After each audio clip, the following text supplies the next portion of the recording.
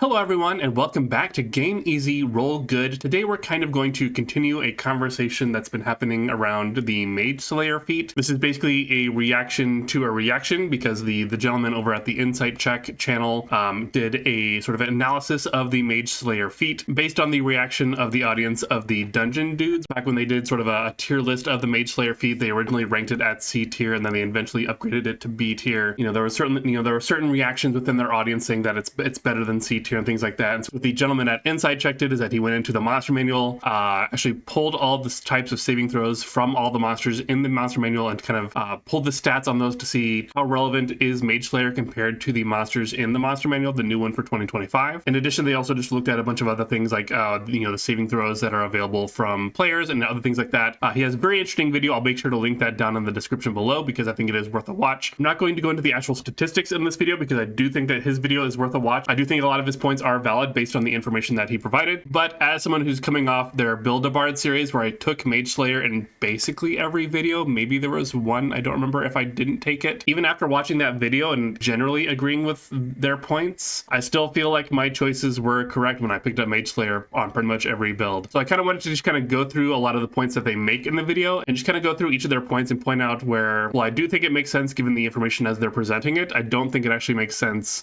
in practice. So this is going to be a very text-heavy video, so if you want to put this one on your second screen or whatever and just kind of listen to it in the background, that's perfectly fine. There's not a lot of images to look at in this one. Without further ado, let's just go ahead and get started. So starting, we're looking at the breakdown of monster saving throws. So again, the gentleman at Insight Check did a lot of good work here, drawing all the different saving throws from the monsters in the 2025 monster manual and kind of saying, okay, there's this many strength saving throws for monsters, dex, all the way down to charisma. And, first things first, I absolutely appreciate the work that they did on that because again, I don't think that information exists anywhere else on the internet. There are plenty of monster databases for Dungeons and Dragons on the internet. I don't think any of them contain that information, and I don't think I even pulled that information when I was gathering all the data from the monster manual either. So I definitely appreciate the work that they put in there. And if I were making that video, I would have done the exact same thing. That's the exact same way that I would have approached it. However, in my opinion, I do think that this needs to come with a pretty huge asterisk. And I feel this way even when I'm making content using this sort of information this way, that inherently the 2025 monster manual, it does include like a couple hundred more monsters than the original one did. However, it is still not representative of the entirety of monsters in D&D. Not only does it not take into account monsters that exist for certain adventures, like if we're running Rime of the Frost Maiden or Planescape or Curse of Strahd, there are monsters that exist in those books that don't exist in the monster manual or even the new one. But there are also plenty of monsters that have been pushed in more recent publications where these lesser represented saving throws like intelligence and charisma have been appearing more often, and those monsters still are not in the 2025 monster manual. And admittedly, even if that's the case, that doesn't necessarily mean that there is enough representation in the numbers to fill in the gaps in like the lesser represented saving throws. But it might turn out that the disparity isn't necessarily as high as they might suggest. And I also think it's worth pointing out that sort of at the end of the day, the actual distribution of saving throws in the monster manual doesn't really matter because, we don't really choose monsters randomly when designing encounters. We choose it by where we are in the world, what the type of campaign that we're in, that sort of thing. So if we were just choosing a monster randomly, then yes, the distribution of saving throws would matter. But, if we're going into a very specific setting, then we're going to be fighting monsters specific to that setting, and that's not random, right? If we're going into an illithid colony, then we would expect a lot of intelligence saving throws, even though intelligence saving throws are relatively uncommon otherwise in the monster manual. And again, this isn't to say that the data that Insight Check pulled together is sort of meaningless in any way. I just don't think it's actually representative of what happens when you put this in an actual game. I feel like this is definitely a situation where it looks good on paper when you look at it like this, but again, the moment a decision is made about what kind of adventure you're in, the distribution in the monster manual kind of gets thrown out the window. So in addition to the breakdown of monster saving throws in general, he also broke it down by tier of play. And sort of by the numbers, there are more wisdom saving throws in tier 1 and 2 than any other save. However, there are generally more physical saves like your strength, dex, and con saves, just generally at every level, even if the individual save isn't the highest in that tier. And then, unsurprisingly, intelligence and charisma saves are underrepresented just by the numbers at least. However, the fact that wisdom is the highest in tier 1 and 2 is sort of an argument in favor of Mage Slayer, since these are the levels that, most adventures tend tend to take place in, or at least are the levels that you spend most of your time in as a player. But it was good to point out that at least the physical saves do have just generally better representation at all levels. I also think it's worth noting that at higher tiers of play, it's also maybe a little skewed, especially if you're just using the 2025 monster manual, because there are just fewer and fewer monsters at each CR, which if you don't have a large enough sample size, then you're not going to have a good distribution anyway. So there will be relatively skewed statistics that way as well. And I also think it's worth noting that the 2025 monster manual also had a pattern of having certain kinds of monsters at each tier of play, such as, you know, there are like the dragon wormlings, the young dragons, like the adult dragons, and the ancient dragons. Like they exist at each tier of play. And so this is kind of getting back to the point that once you know what kind of adventure you're going into, that immediately changes the scope of your decisions. For example, if I know I'm never going to fight any kind of dragon, then I never need to worry about the kind of saving throws that a dragon can impose on me. So then immediately the distribution of saving throws in the monster manual don't matter to me, because then they aren't as relevant. And then you can extend that to, of course, every other monster that you know that you're probably not going to fight. And then that just ultimately that would change your decision. Ultimately, don't think that that sort of level of analysis to make a decision on a feat is necessarily worth it. And while I understand that it's impossible to know what kind of monsters you'll be finding when you're just kind of making a random character out of context, but that's also kind of my point. As using the 2025 monster manual to analyze the Mage Slayer feat this way is probably the best we can do. We can't take into account like homebrew and things like that, and individual adventures and kind of the scope of those. But at the end of the day, I think it has to be worth admitting that it's sort of a fundamentally flawed approach to it, because that's just not how the decisions are made once you're actually playing the game. The conclusions that we could draw from analyzing it compared to the saves that are in the monster manual immediately break down once my DM says, hey, we're running Planescape. You know, there's this sort of immediate collapse of probability as to the kinds of monsters that I might encounter, and that probability will continue to collapse up until the point that we roll initiative. And then of course, at that point, it is deterministic as to this is the kind of monster that I'm fighting. Even if I was going into Planescape completely blind and I didn't know what kind of monsters that I'd be fighting, of course, we pick up our feats at certain levels at like 4, 8, 12, 16, 19 or whatever. So even if I was going in completely blind, I wouldn't be using the stats of the entire monster manual to make the decision as if I want to choose Mage Slayer at that time. You know, I'd be using the information that I gained at levels 1 through 3,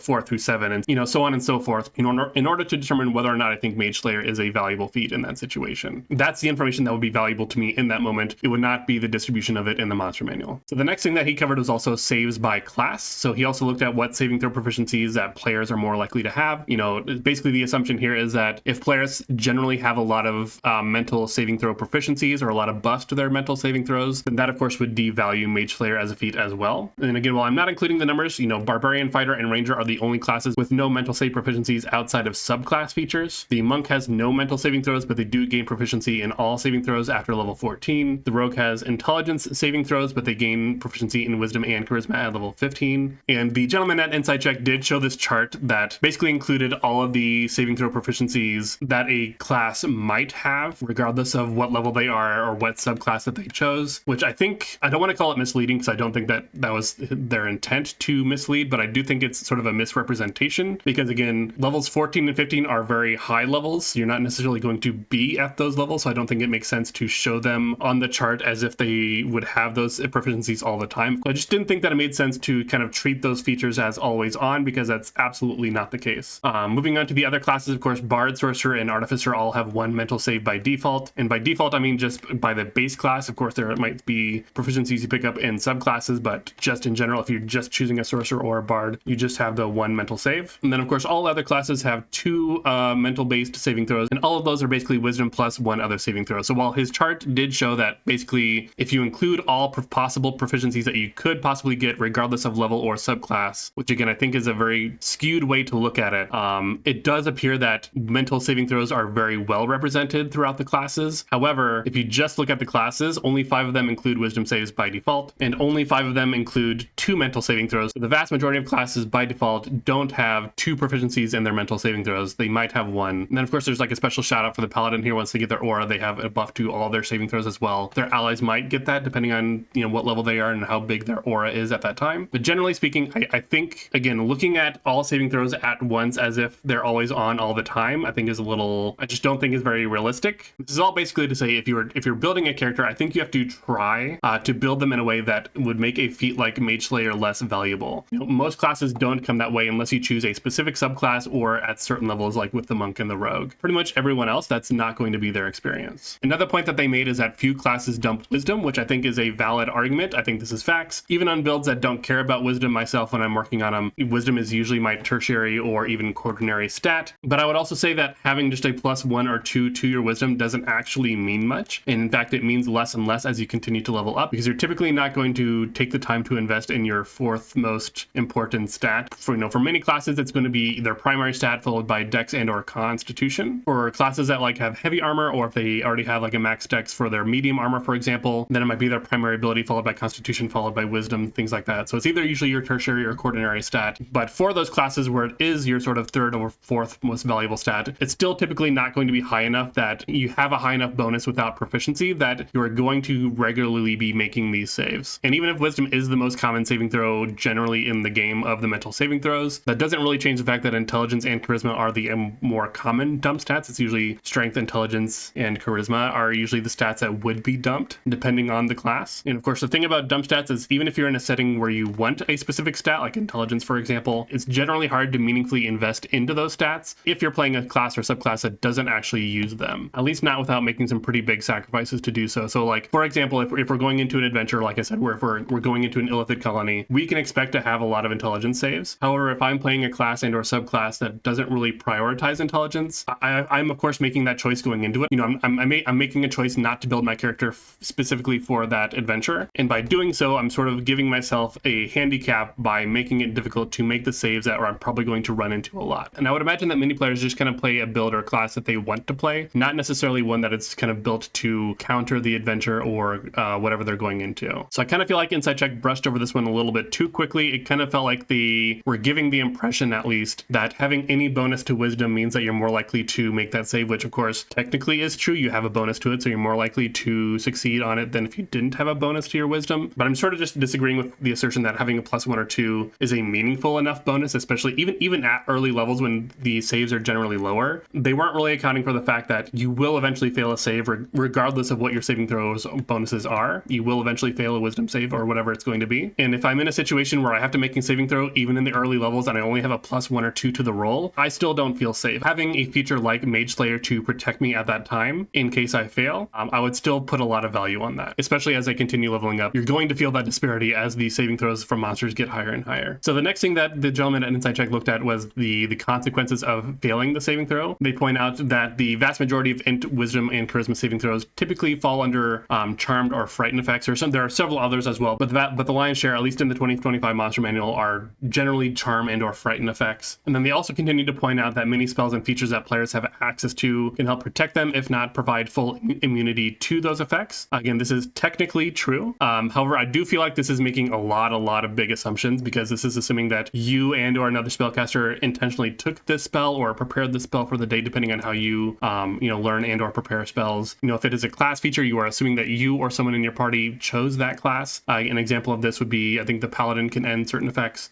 with their lay on hands or whatever. If it is a subclass feature, you are assuming that you or someone in your party has chosen that subclass, which is again not always going to be the case. So while there was definitely the argument that of course you can create a scenario where Mage Slayer of course is the best feat to pick in every situation, I feel like sometimes his arguments were sort of going in the other direction, where it's like you're creating a situation where of course Mage Slayer is going to be bad because you're doing all the things that would make Mage Slayer a less valuable feat to pick up. Like, why should I pick up Mage Slayer if I have Mind Blank? Well, it's like, well, I'm not going to be high enough level to get Mind Blank, so of course I don't have that option. Or things like even just like a first level spell like protection from evil and good, protects you from charm and frighten from certain types of monsters. But again, that is assuming that I picked up that spell and also that I prepared it for that day and that I have the material component for it if we're playing with material components. Like, I think there's just too many specific decisions being made where it's like, okay, yes, in that situation, Mage Slayer maybe is not the best choice, but if you build a party at random, you're probably not going to have a lot of representation of those effects, regardless of how many it seems like there are when you pull them all together. So it's easy to make a feat like Mage Slayer seem irrelevant if that's your goal when you're building a character, but I don't think anyone actually builds a character with that goal in mind. And even if you're just building a character to try to protect as many of your saving throws as possible, which is certainly a feasible thing to do, I just don't think that's a common build that players do. So while you technically could build a character that doesn't need Mage Slayer because they have such high bonuses to all their saving throws, that's not going to be the lived experience of most people. Even if you just build a character, even if you just like hit a random character generator, you're probably not going to have those features represented. So far, of course, we've basically just been talking about the guarded mind feature of Mage Slayer, which is essentially the legendary resistance once per short rest for a mental saving throw. Did also touch on the other part of the feature that penalizes concentration checks. When you hit a creature that is concentrating on a spell, they have disadvantage on the saving throw to maintain concentration. Of course, this is even more situational, especially if you're going by the stats in the monster manual. And of course, generally, yes, I would agree that this is a very situational feature within the Mage Slayer feat. Again, but even when I'm looking at the Mage Slayer feat, this is like icing on the cake to me. I don't really consider this part of the value of the feat. The Guarded Mind feature, the legendary resistance, is sort of the breadwinner of it. But the kind of the crux of their argument was that in the 2025 monster manual, there are a lot more spell-like abilities, and also that a lot of the concentration spells that exist there aren't combat-focused concentration spells. And I don't think that I agree with the assertion that there are more spell-like abilities in the 2025 monster manual. I know that was a big push pre-2024. In my experience, when I was going through the monster manual, I was actually surprised by the amount of spells that still exist on monster stat blocks. There are a lot of situations where maybe a monster has a bonus action where it could have just easily been, okay, they teleport 30 feet, but instead it says this creature can cast Misty Step or whatever. However, I will say that like actual concentration spells on monster stat blocks are still relatively relegated to actual spell casting monsters like your liches and your archmages or whatever. And so there's probably just not a lot of them in the monster manual to begin with. I just disagree with the assertion that the push for spell-like abilities has as big of an impact on that as they seemed to imply, at least. Again, I don't know if that was their actual intention, but that was the impression that I got. So then kind of going back to the Guarded Mind feature, another point that they made was that they said that there's nothing stopping the creature from doing that feature again on their next turn. Like if they cast Hold Person and I legendary save against it with Mage Slayer, they can just cast Hold Person again on the next turn. And I thought this was maybe one of the weaker points that they made, because I mean, I guess if they have multiple uses of that effect, then of course that's the case. And the one caveat they mentioned is that of course the creature could die by the next turn, and then of course they can't do it. But there are so many reasons why a monster wouldn't be able to do it on their next turn, such as the fact that if it's a spell, then of course monsters have only so many uses per day of certain kinds of spells, and if they used all their spells of that level for that day, then they can't just do it next turn. The feature might be a recharge ability, and after they use it once, there's really no guarantee that they'll ever get it back throughout the rest of the encounter. After being targeted by a hostile effect, you could move out of range or break line of sight from that creature such that they couldn't just do it again on you so easily, at least not without forcing themselves out of position. And really there's just any number of actions that you or an ally could take that would dramatically changes the texture of the encounter, such that repeating the same effect on the next turn just isn't the best thing that monster could be doing. Of course, there are situations where, like, if it's a legendary action that imposes a saving throw, and that is something that they can pretty much easily do, round per round, that can certainly come into play. If it's a layer action, if DMs are still using layer actions, that's a repetitive save that can happen without, the enemies having to actually do something. But I don't think that those represent the vast majority of encounters. Usually, in my experience, at least as both a player and a DM, not only do monsters typically not do the same thing twice in a row, but even in encounters where repeated saving throws exist either through like an aura or whatever, or legendary actions, things like that, those are few and far between. So again, this just felt like an example where they're coming up with a situation where, of course, if we're in a situation where making repeated saving throws is happening, then of course Mage Slayer is not a good feat. But again, we can come up with any number of situations where Mage Slayer is a good feat or isn't a good feat. So I don't think that this argument really held any water. Well, I generally agreed with a lot of what they said in the video, even though I'm kind of disagreeing with a lot of points here.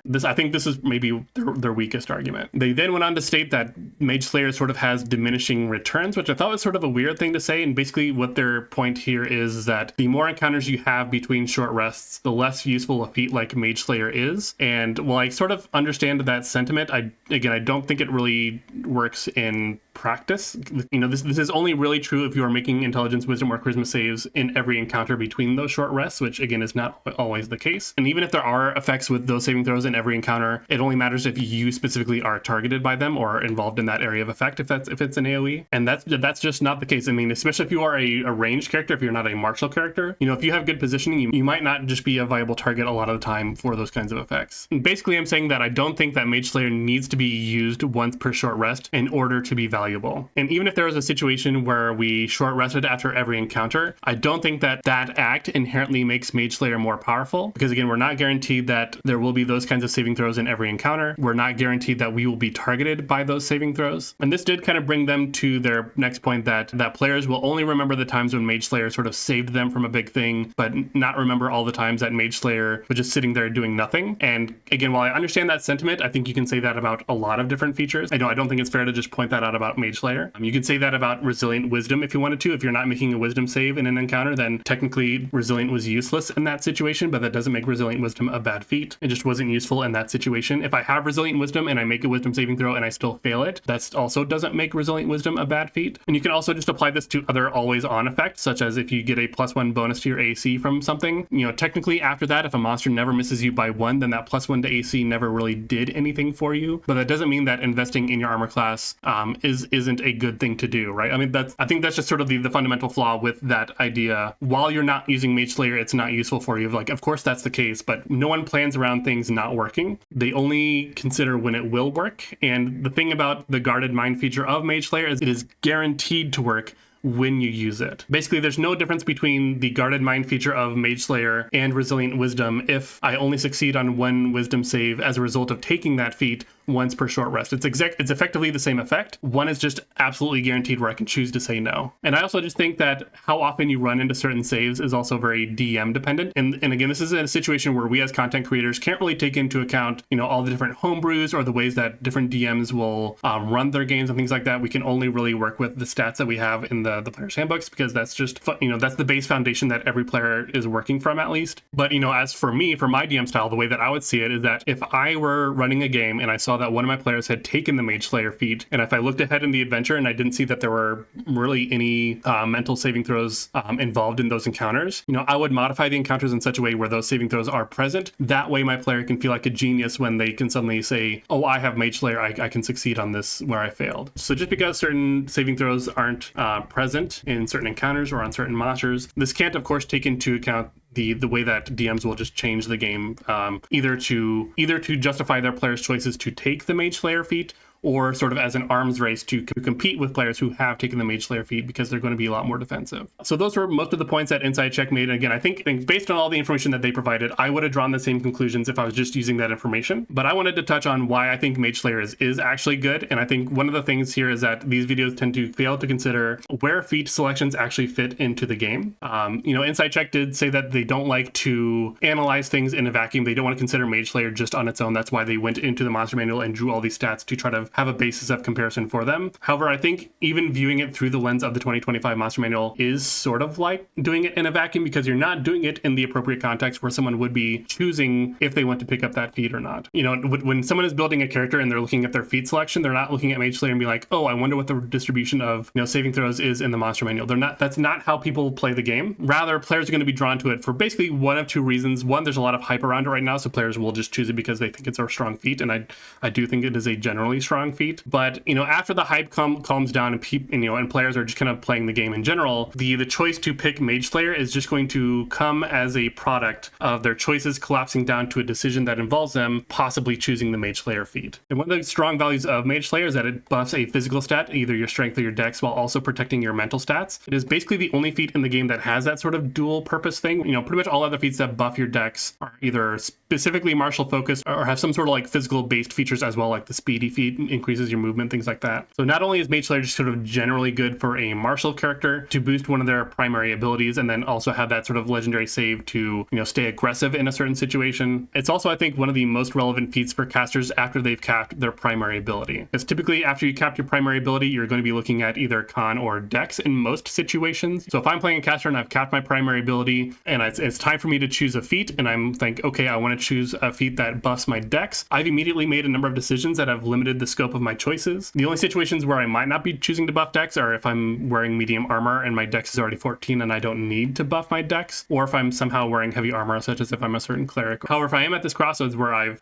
capped my primary stat, or I don't feel like I need more offensive based feats and I want something more defensive, but I still want to buff my dex, Mage Slayer is kind of the only choice. Otherwise, you only have a few other choices to choose from, such as just taking an ASI. There are some species specific feats like your Elven Accuracies, your Fadeaways, but if you're not the species, then you can't take them, and not all species feats are great. There's the Lightly Armored. If you need shield proficiency, if you don't have it already, that one's maybe worth considering, especially if your dex is an odd score, because that basically represents a +3 to your AC, which is relatively significant. There's of course the Mage Slayer feat. There's Medium Armor Master or Moderately Armored, which basically both represent a +1 to AC. There's Mounted Combatant, which is of course also very situational. There's Skill Expert, of course, to give you another proficiency and expertise, and then there's the Speedy, which is the new mobile feat, which also gives you +1 dex. So in the vast majority of situations where I'm building a character and I want to focus on dex on this ASI, I've immediately, scoped my choices down to a list of choices that includes Mage Slayer. And the choice at that time isn't, is Mage Slayer good relative to the kinds of monsters that are in the monster manual? The choice is Mage Slayer better than my other choices? And at least for a caster, based on the list that I have here, I would probably pick Mage Slayer over any of these feats the vast majority of the time. Whether or not I would take it on a martial focused character would depend on if I want to buff my dex, but if I'm also comfortable with where my damage is and I don't want to choose a more offensive based feat. That is one of the strengths of Mage Slayer, is that again, it buffs your physical stats but protects your mental stats. So not only would I choose Mage Slayer over many of the feats that I listed here that buff your dex, that aren't necessarily offensive based, but I would also take it over Resilient, Int, or Charisma in a lot of situations, because again, those are very low representation saving throws. So it does feel weird to take a feat like Resilient Intelligence or Resilient Charisma, because again, I'm not going to run into those that often. But in the event that I do and I don't have a good saving throw to Intelligence or Charisma, then Mage Slayer is the perfect feat for that situation. The only time that I think that it would be a toss-up for me is if I'm choosing between Mage Slayer and Resilient Wisdom. Like if I'm just in a situation where I don't really care what my stat boost is, I just want to be able to protect my saving throws, the choice between Mage Slayer and Resilient Wisdom is probably going to be the tougher one. And that's, for a martial focused character, I might lean more on Resilient Wisdom, because especially if I'm melee, I'm less able to put myself in a position where I'm not going to be a target. But if I'm already otherwise pretty resilient to saving throws, then I might just pick up Mage Slayer to account for the times when I do fail. And I think that's kind of one thing that got overlooked as well, is that even if you have good saving throws, that doesn't necessarily make Mage Slayer bad, because you will eventually fail. Like that is inevitable. And if you already have good protection against mental saves, then I think there's an argument that actually makes Mage Slayer better than a feat like Resilient Wisdom or whatever, anything else that could buff your saving throws, simply because it protects you when you would fail. And Mage Slayer is sort of that last layer of defense where it's like, okay, I've done all these other things to protect my mental saves. I still have the possibility of failure. Mage Slayer will cover me in those situations. So one thing that, Insight Check did say is that they thought that, Mage Slayer is relatively build dependent. I don't necessarily know that I agree with that. I don't think it's really a build around feature. I don't also think that it depends on what build you're making. I just think, like, again, it's just going to come as a natural, it's just going to come as a natural decision as you're making sort of more specific choices, and then you'll coalesce to a list of small decisions like this one here, where I'm choosing from certain feats, and Mage Slayer just seems to be the best one among them. It's not build defining. You don't really build around it. It is just a generally good feature like Resilient Wisdom. You typically aren't building around Resilient Wisdom. You're just taking it because it's a generally good feat and you want to, shore up your mental defenses in that way. And even though there are a lot of features and spells that can protect you from the effects of mental saving throws, like your Charmed and Frightened conditions, none of them are as easily accessible as Mage Slayer, which any player can pick up. It doesn't require you choosing a specific spell. It doesn't require you being a specific subclass. It doesn't even require your action or reaction to do it. It is just a free nope out of any situation. And so there's also added value of Mage Slayer in that moment, where it allows not only you to stay aggressive by not falling victim to those effects, but it means that no one has to come to save you.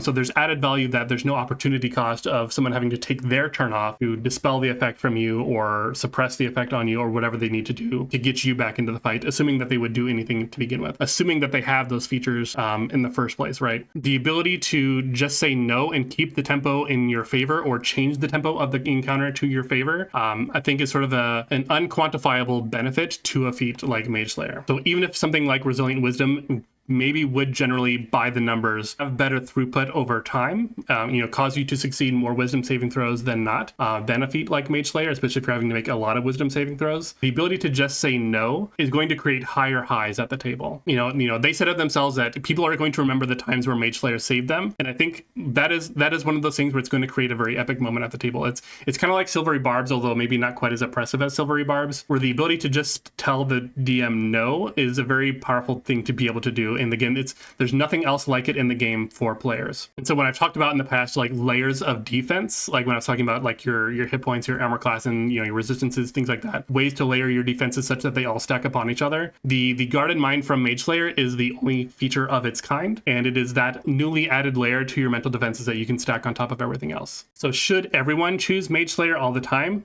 Probably not. I wouldn't put it on every build, but I do think that it's reasonable that if I were building a bunch of characters and I were taking them to max level, that at some point consider whether I want to take Mage Slayer. If not, I would actually end up taking Mage Slayer in general, because I just think the ability to nope out of a situation, at least at most once per short rest, is just very valuable. Even on classes like a monk that has proficiency in all their saving throws, I already have relatively good protection against my saving throws, but in a situation where I just ultimately fail, I can still choose to just succeed instead. I don't think having good bonuses to your saves inherently makes Mage Slayer worse. But that is everything I wanted to cover in this video. Again, I think Inside Check did a great job, again, putting all those stats together, because again, I don't think that those stats exist anywhere else on the internet. I'll definitely be making copies of them and my notes here for my use later on, maybe in future videos. I certainly appreciate all their work. You can check out their video down below in the description if you haven't seen it already. It is definitely worth a watch. Give them a visit, let them know that I sent you. But what do you think about this? How do you feel about where Mage Slayer sits within the context of how people choose feats in the game? Do you think it's generally good? Do you think it is like an S tier feat, or would you put it down, B tier, A tier, whatever? Where would you rank it among feats? Like I said, I wouldn't choose it necessarily on every character, but I would consider choosing it on almost every character, which I think makes it pretty good. But I'm definitely interested to know your opinion, so let me know what you think down in the comments below. And again, while you're going down to those comments, please hit that like button. If you are a new viewer or returning viewer to this channel and you like what you saw here and you want to hear more from me, please consider hitting that subscribe button and support the channel. I release videos every Wednesday, so you always have something to look forward to. I appreciate your time, and I'll see you in the next one.